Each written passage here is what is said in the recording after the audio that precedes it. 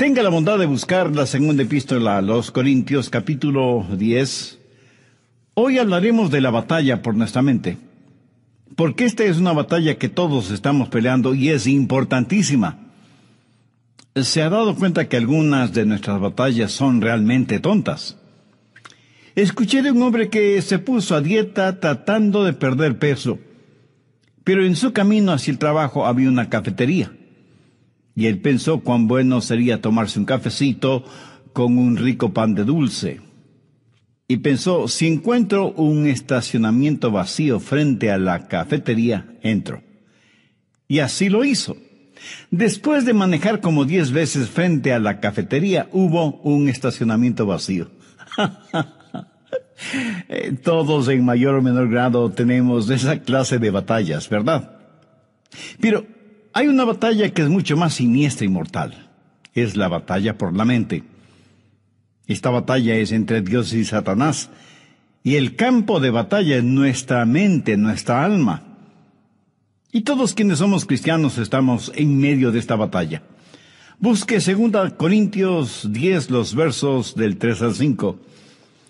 Pues aunque estamos en la carne, no militamos según la carne. Porque las armas de nuestra milicia no son carnales, sino poderosos en Dios para la destrucción de fortalezas, derribando argumentos y toda altivez que se levanta contra el conocimiento de Dios, y llevando cautivo todo pensamiento a la obediencia a Cristo.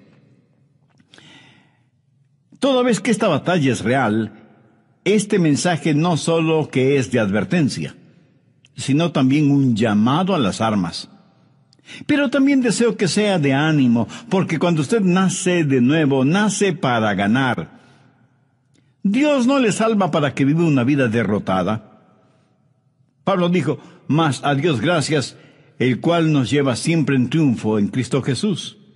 El plan de Dios para cada uno de sus hijos es de triunfo y de victoria en nuestras mentes. Quiero destacar 3 puntos en esta batalla por nuestra mente. Primero, las armas de nuestro enemigo.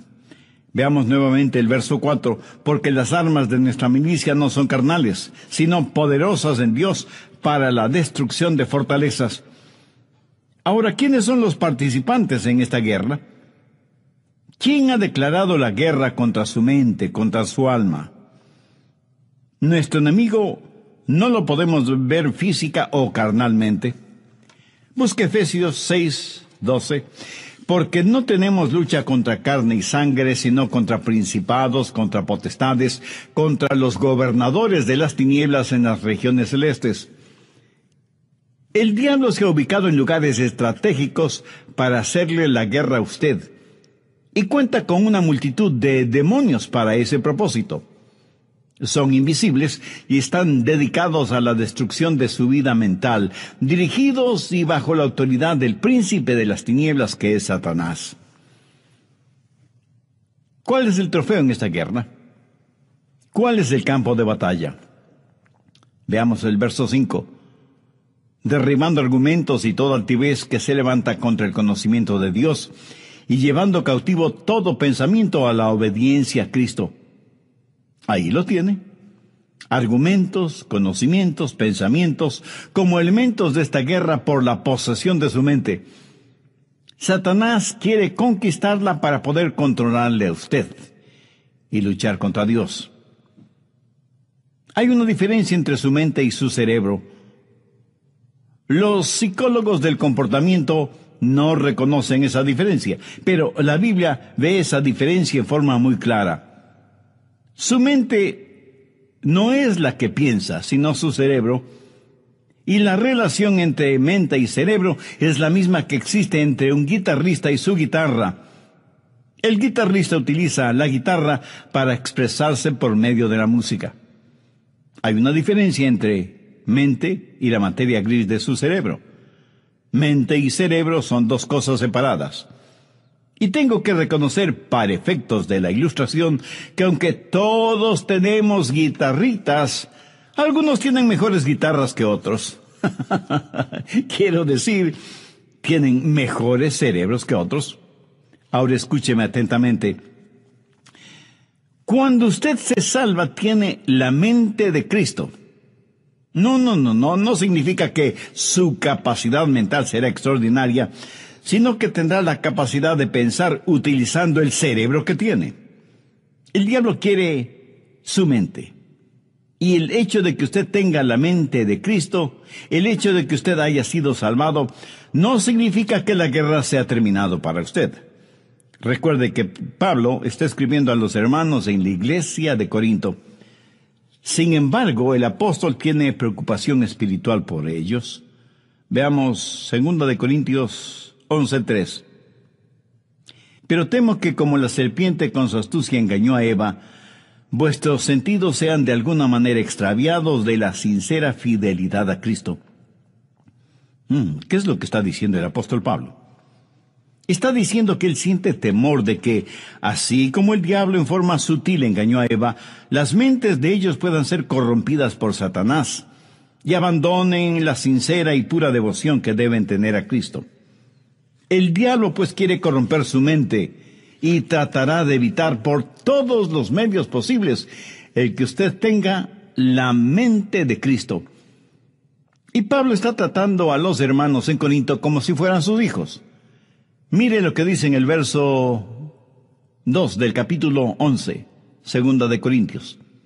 Porque os celo con celo de Dios, pues os he desposado con un solo esposo, para presentaros como una virgen pura a Cristo. Ahora, ¿qué significa esto de celo de Dios? Usted sabe, los celos pueden ser buenos o malos. Hay un celo que puede destruir, y hay un celo que protege a aquellos que amamos. Los esposos, por ejemplo, deben ser celosos de tener una devoción pura por su esposa, por sus hijos. Y lo mismo es con las esposas en su devoción hacia su esposo e hijos. El celo protector mutuo es necesario dentro del hogar. Un padre amoroso quiere llevar hasta el altar matrimonial a su hija y entregársela al novio como una virgen pura. El problema en la actualidad es que hay tantos padres que no entienden que su trabajo, su responsabilidad es criar hijas piadosas para entregarlas vírgenes en el altar matrimonial. Ese debe ser el propósito de un padre genuinamente cristiano.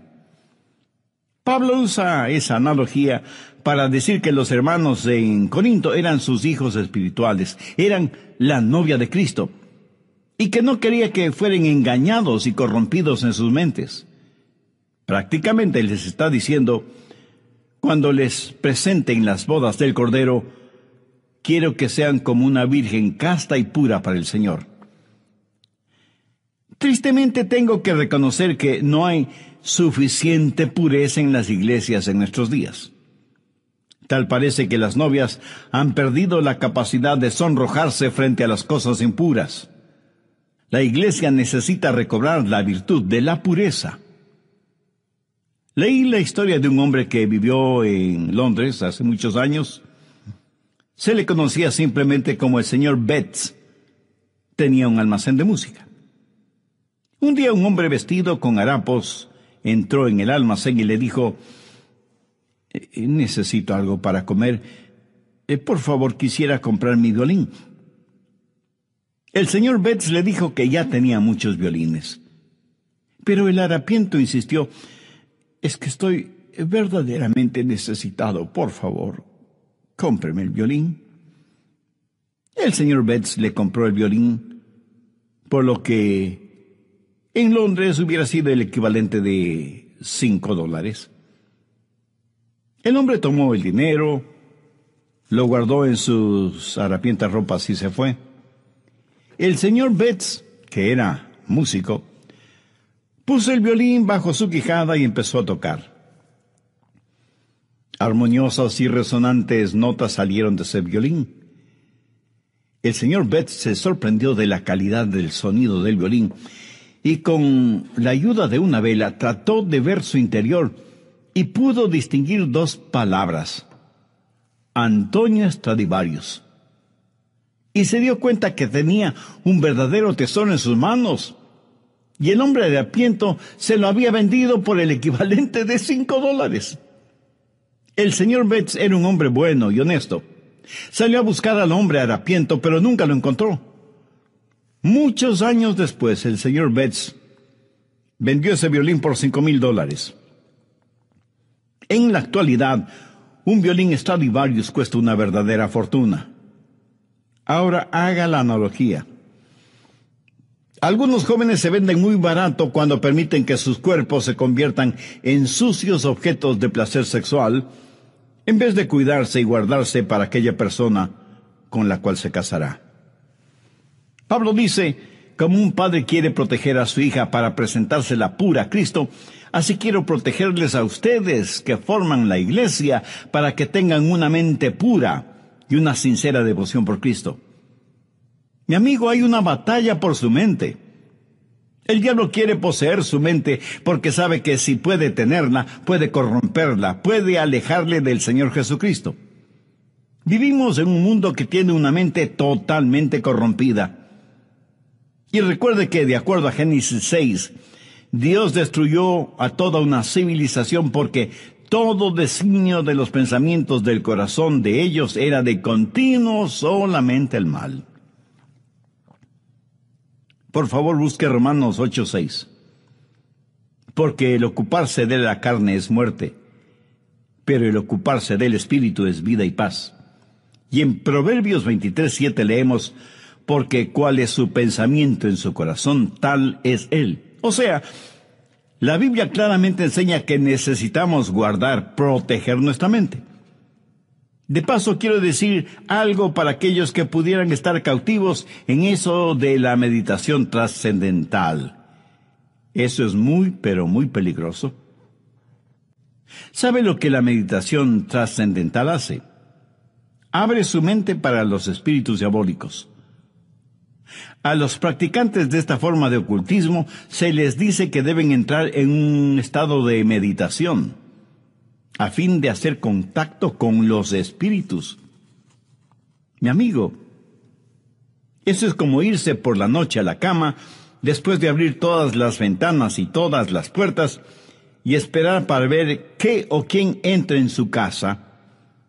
Y usted dice, espero esta noche hacer contacto. Sí, a lo mejor hace contacto, pero con espíritus diabólicos. Su mente debe estar fija, firme en el Señor Jesucristo. El profeta Isaías dijo, tú guardarás en completa paz a aquel cuyo pensamiento en ti persevera. El diablo quiere su mente para continuar con su guerra contra Dios. Y Dios quiere su mente porque es por medio de ella que Dios le habla, le alcanza. Busque Efesios 4, los versos 17 y 18. Recuerde que Pablo escribió esta carta a los hermanos creyentes y les dice, esto pues digo y requiero en el Señor, que ya no andéis como los otros gentiles, que andan en la vanidad de su mente, teniendo el entendimiento entenebrecido, ajenos a la vida de Dios, por la ignorancia que en ellos hay, por la dureza de su corazón. Cuando Dios se comunica con usted, lo hace a través de su mente. En la actualidad tenemos a personas que van a los servicios de adoración y ponen todo su énfasis en el emocionalismo. Permítame decir que Dios no se comunica por medio de sus emociones, porque las emociones son la parte más superficial de su naturaleza. La salvación es el trabajo profundo de Dios. La gente se emociona con el ritmo de la música, se les pone la piel de gallina y dicen que han tenido una experiencia con Dios, cuando la verdad es que solo han tenido un hipo emocional.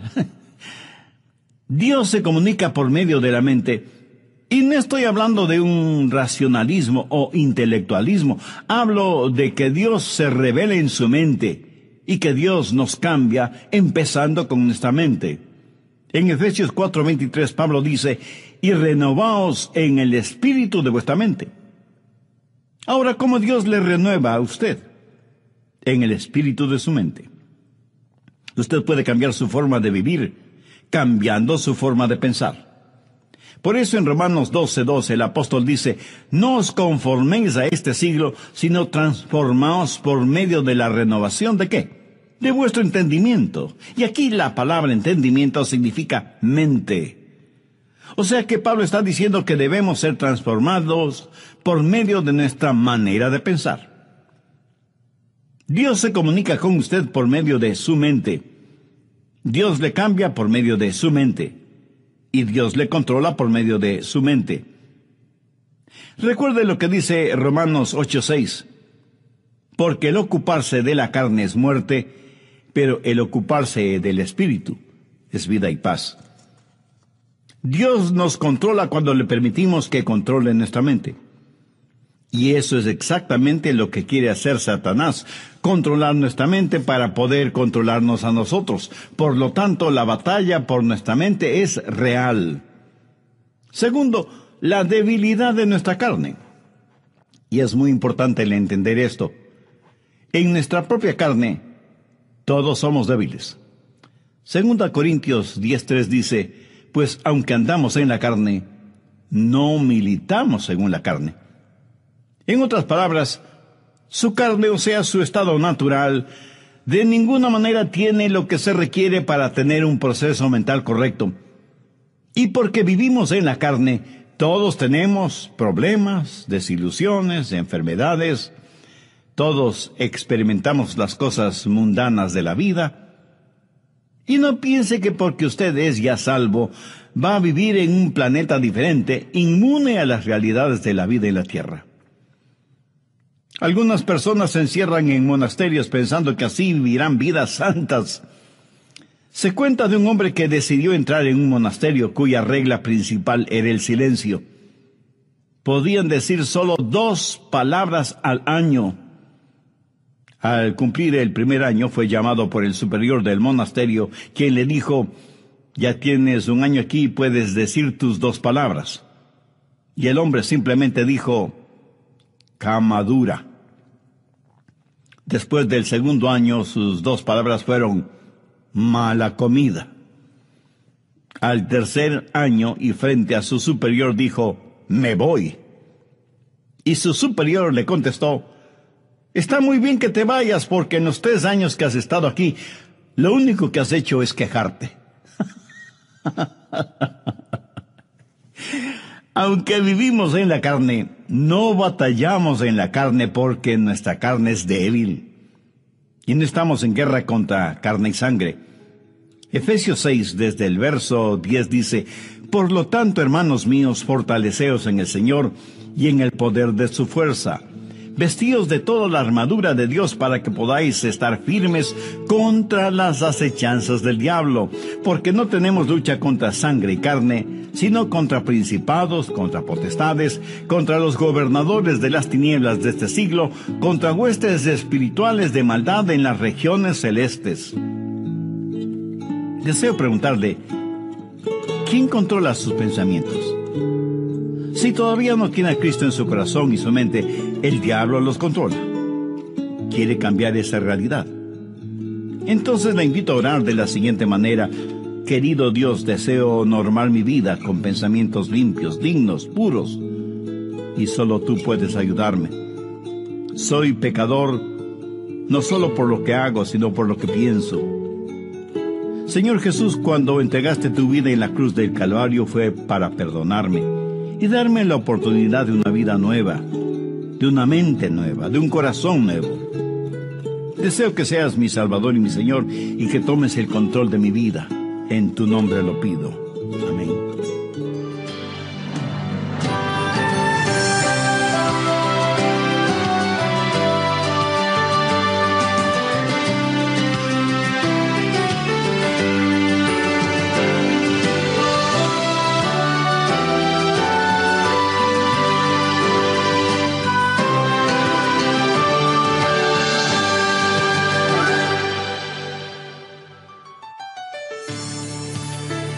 En una institución mental, determinaban si ciertos pacientes estaban listos para ser dados de alta. Los pusieron en un cuarto, abrieron las llaves del lavado hasta que el agua se desbordó. Les dieron unos trapeadores y les dijeron que debían limpiar el cuarto. Si ellos empezaban a usar los trapeadores sin cerrar las llaves del agua, no estaban listos para ser dados de alta. ¿Sabe que eso es lo que estamos haciendo en nuestra sociedad? Estamos tratando de limpiarla sin cerrar el flujo de agua. El problema está en nuestra mente, porque como pensamos, así somos.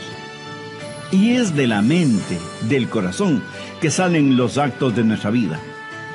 En Lucas 6:45 leemos: el hombre bueno del buen tesoro de su corazón saca lo bueno, y el hombre malo del mal tesoro de su corazón saca lo malo, porque de la abundancia del corazón habla la boca.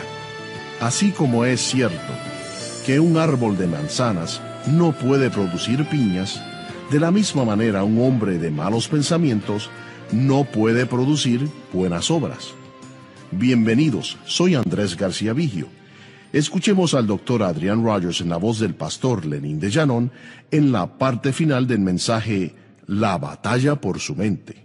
Mis amigos, nuestra batalla no es contra los partidos políticos, ni contra la oficina de impuestos, ni contra Hollywood, ni contra suegros, especialmente las suegras. La batalla de la mente es contra Satanás, y usted nunca podrá ser más listo que el diablo. Él se burla de nuestros esquemas, ridiculiza nuestras organizaciones, y aunque muchas personas piensan que esta batalla puede ser ganada por medio de la educación, eso no es cierto. Ahora escúcheme, de ninguna manera yo estoy en contra de la educación. Pero si usted educa a una persona que no conoce al Señor Jesucristo, lo único que hará es tener una persona más peligrosa, porque seguirá siendo un diablo, pero bien educado. Antes de ser salvo, yo tuve un amigo que era alcohólico y asistió a varios programas para rehabilitarse, pero luego aceptó al Señor Jesucristo como su Salvador, y esto es lo que él me compartió. Yo asistí a esos programas sin conocer al Señor Jesucristo. Era un borracho consuetudinario, y de esos programas salí siendo todavía un borracho, pero ahora tenía educación. ¿Lo ve? La educación no es la respuesta. Pero tampoco la legislación es la respuesta para la mente. Las armas de nuestra guerra no son carnales. ¿Cree usted que las leyes pueden controlar la forma de pensar de los seres humanos? En la actualidad estamos tratando de tener leyes para controlar lo que pensamos. La ley castigará toda manifestación de odio, verbal o físico. Sin embargo, ninguna legislación puede obligarnos a amarnos unos a otros o a odiarnos unos a otros. Las leyes solo pueden restringir la maldad, pero no pueden impulsar la bondad. Así que ni la educación ni la legislación son la respuesta. El medio ambiente tampoco es la respuesta. Pablo dice que las armas de nuestra guerra no son carnales, y la educación, la legislación y el medio ambiente son métodos carnales. Esas son cosas que la gente puede hacer sin el Señor Jesucristo. ¿Cree que si usted tiene un mejor medio ambiente, eso cambiará su manera de pensar? Bueno, solo quiero que recuerde que Adán y Eva se metieron en problemas estando en el jardín del Edén. Y usted no puede pedir mejor medio ambiente que ese, ¿no le parece? Sin embargo, ellos fueron engañados porque Satanás manipuló sus mentes. En una institución mental estaban tratando de determinar si ciertos pacientes estaban listos para ser dados de alta. Los pusieron en un cuarto, abrieron las llaves del lavabo hasta que el agua se desbordó, les dieron unos trapeadores y les dijeron que debían limpiar el cuarto. Si ellos empezaban a usar los trapeadores sin cerrar las llaves del agua, no estaban listos para ser dados de alta. ¿Sabe que eso es lo que estamos haciendo en nuestra sociedad?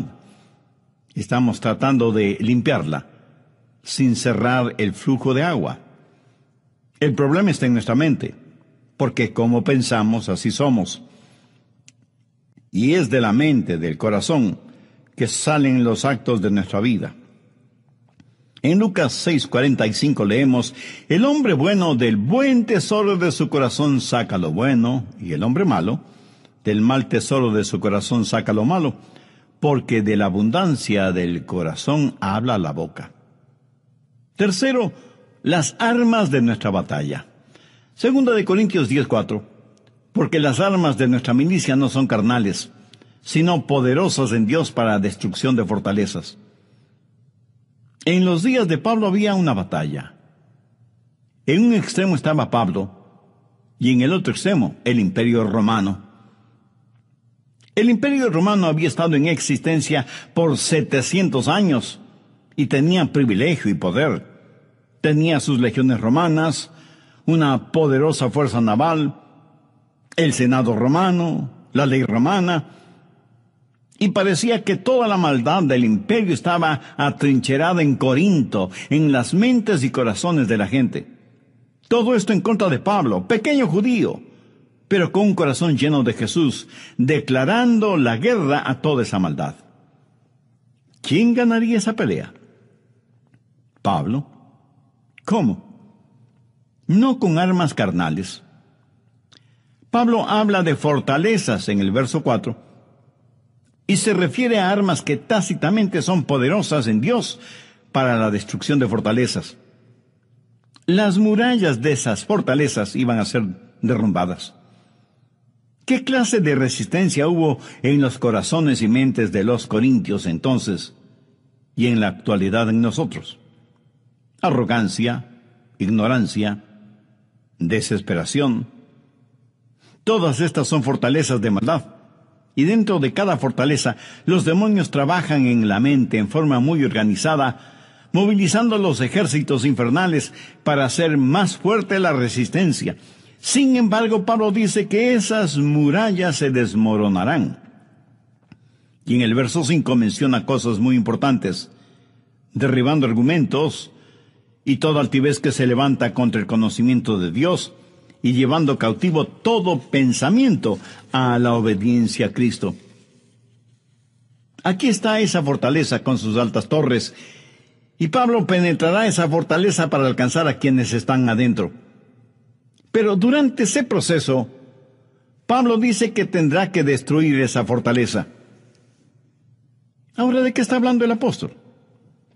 No está hablando de inteligencia, sino de intelectualismo, de sofisticación mental. Pablo sabe que dentro de esas fortalezas hay personas que están cautivas, y él iba a capturar a esos cautivos para traer todo pensamiento cautivo que estaba secuestrado por Satanás a la libertad de la obediencia a Cristo. Y él no iba a pelear confiando en su fortaleza física, que no la tenía, ni en armas carnales convencionales, que son inefectivas en esta clase de guerra, sino que declara: porque las armas de nuestra milicia no son carnales, sino poderosas en Dios para la destrucción de fortalezas. Pablo dice: las armas de nuestra milicia. ¿Y cuáles son esas armas? En primer lugar, la soberanía de su comandante. Mire lo que dice en el verso 7. Miráis las cosas según la apariencia. Si alguno está persuadido de sí mismo que es de Cristo, esto también piense de sí mismo, que como Él es de Cristo, así también nosotros somos de Cristo. En otras palabras, Pablo dice que pertenecemos a Cristo. Él es nuestro comandante supremo. En Potsdam, durante la guerra, los japoneses le dijeron a Inglaterra y a los Estados Unidos que no se rendirían. Los aliados le dijeron a Japón: si no se rinden, les eliminaremos, les haremos desaparecer, iremos contra ustedes con fuerza devastadora. Los japoneses dijeron: pelearemos contra ustedes. Las fuerzas aliadas bombardearon Hiroshima y Nagasaki con las primeras bombas atómicas utilizadas en la guerra. Los japoneses se rindieron después de que prácticamente casi fueron borrados de sobre la faz de la tierra. Satanás ha estado tratando de hacer hasta lo imposible para ganar esta guerra que tiene contra Dios. Cuando el Señor Jesucristo murió en el Calvario, fue como si hubiera dejado caer una bomba atómica sobre el diablo. Jesús dijo: ahora es el juicio de este mundo, ahora el príncipe de este siglo será echado afuera. Pero Jesús no solo es nuestro comandante supremo, sino que en segundo lugar tenemos su autoridad para hacer aquello que nos ha mandado hacer. En el verso 8 Pablo dice: porque aunque me gloría algo más todavía de vuestra autoridad, la cual el Señor nos dio para edificación y no para vuestra destrucción, no me avergonzaré. Aquí el apóstol está hablando de autoridad. ¿Pero qué es autoridad? Es el derecho legal de actuar en representación de otra persona. Jesús, quien ganó la guerra, nos ha dado ese poder legal.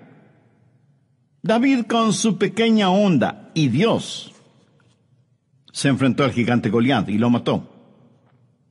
Yo, francamente, preferiría tener una pequeña onda y la ayuda de Dios que la espada de Goliat sin Dios. Jesús nos da esa autoridad. Anote al margen Lucas 10, los versos 19 y 20, que registran las siguientes palabras del Señor Jesús. He aquí os doy potestad de hollar serpientes y escorpiones, y sobre toda fuerza del enemigo, y nada os dañará. Pero no os regocijéis de que los espíritus se os sujeten, sino regocijaos de que vuestros nombres están escritos en los cielos. Jesús dice que como hijos suyos tenemos poder, tenemos autoridad sobre todas las huestes diabólicas, pero que no debemos envanecernos ni regocijarnos por eso. No debemos ser orgullosos de tener esa autoridad, sino que nuestro gozo verdadero debe ser el saber que nuestros nombres están escritos en los cielos. Escúcheme, no es cuánto sabe usted sobre el diablo lo que le libera. Es su conocimiento del Señor Jesucristo lo que le dará la verdadera libertad. No hemos sido llamados a ser creyentes cazadores de fantasmas espirituales. La Biblia dice que debemos resistir al diablo, no que debemos cazarle. Así que no solo tenemos que entender, en primer lugar, que tenemos un soberano que es nuestro comandante, y en segundo lugar, que tenemos su autoridad para llevar a cabo sus órdenes, y en tercer lugar, que hay la certeza de nuestro valor, de nuestro coraje, de nuestra osadía espiritual. Veamos una vez más 2 Corintios 10, los versos del 8 al 11. Porque aunque me gloríe algo más todavía de vuestra autoridad, la cual el Señor nos dio para edificación y no para vuestra destrucción, no me avergonzaré, para que no parezca como que os quiero amedrentar por cartas. Porque a la verdad, dicen, las cartas son duras y fuertes, mas la presencia corporal débil y la palabra menospreciable. Eso tenga en cuenta tal persona, que así como somos en la palabra por cartas, estando ausentes, lo seremos también en hecho, estando presentes. ¿Qué motivó a Pablo a escribir estas palabras? Bien, veamos brevemente el trasfondo del asunto. Algunas personas decían que Pablo siempre estaba escribiendo cartas duras y fuertes, pero que cuando él estaba presente tenía más bien un carácter débil. Decían, el león no es tan feroz como lo pintan. Y Pablo tiene que asegurarles que tanto como era fuerte y duro en sus cartas, lo mismo sería en forma personal cuando estuviera entre ellos. Pero les dice algo más, que pertenecía a Cristo y que Cristo había ya ganado las batallas por él, que Cristo mismo le había dado autoridad y que debido a esas circunstancias tenía el valor y el poder para ganar esta batalla de la mente. Por favor, escúcheme con atención. Lo que usted piense, eso es lo que será. Chuck Swindoll está en lo correcto cuando afirma que la actitud de una persona lo es todo. Una vez que usted ha recuperado la fortaleza de su mente, necesita de inmediato protegerla, resguardarla. En Proverbios 4:23 leemos: sobre toda cosa guardada, guarda tu corazón, porque de él mana la vida. En los aeropuertos de las más grandes ciudades metropolitanas del mundo, las medidas de seguridad son realmente impresionantes. Sensibles detectores metálicos avisan al personal correspondiente si usted tiene en sus bolsillos llaves, monedas o cualquier otro objeto metálico. Detectan anillos, aretes, collares, pulseras, relojes. Y en la actualidad las cámaras de rayos X pueden ver la totalidad del cuerpo humano, por si alguien trata de llevar oculto entre su ropa íntima algún objeto o sustancias prohibidos. A veces pienso que sería formidable el tener esos sofisticados detectores a la entrada de las iglesias para detectar el pecado. Pero si tal cosa fuera posible, estoy seguro que nadie quisiera entrar en las iglesias, ni siquiera sus pastores. En Filipenses 4:8 Pablo dice: por lo demás, hermanos, todo lo que es verdadero, todo lo honesto, todo lo justo, todo lo puro, todo lo amable, todo lo que es de buen nombre, si hay virtud alguna, si algo digno de alabanza, en esto pensad. Dios nos hizo de tal manera para que no podamos pensar en dos cosas distintas al mismo tiempo. Permítame explicar de esto. Si usted está pensando en algo que es bueno y correcto, de ninguna manera puede pensar al mismo tiempo en algo malo e incorrecto.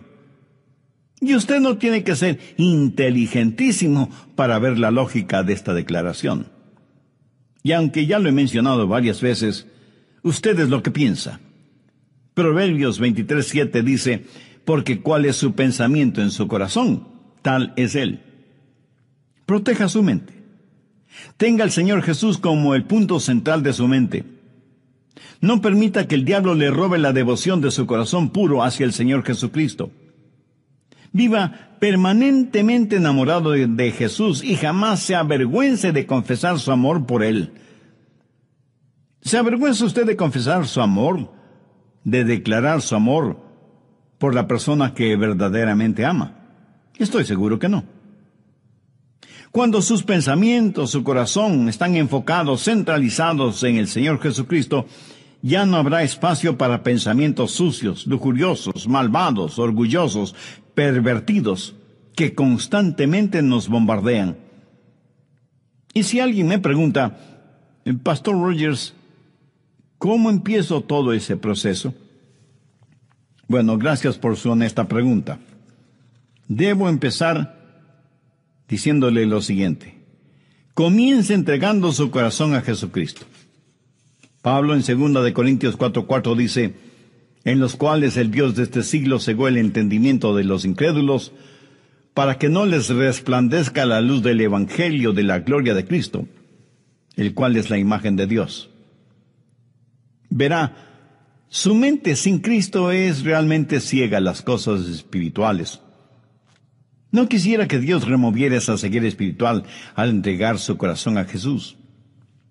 Si todavía no es salvo, no quisiera hacer esa decisión este mismo momento. Si ese es el deseo de su corazón, quien quiera que usted sea y donde quiera que esté, le invito a orar conmigo la siguiente sencilla oración. Señor Jesús, te necesito como el sediento necesita agua, como el hambriento necesita pan. Te necesito para esta vida aquí y para la vida en la eternidad. Tú moriste en la cruz del Calvario para salvarme si es que confío en ti. Y sí, confío en ti con todas las fuerzas de mi ser. Por eso te invito a que vengas a mi corazón, seas mi Salvador y mi Señor. Te entrego el control total de mi vida y pido tu ayuda para que me ayudes a vivir de acuerdo a tu voluntad.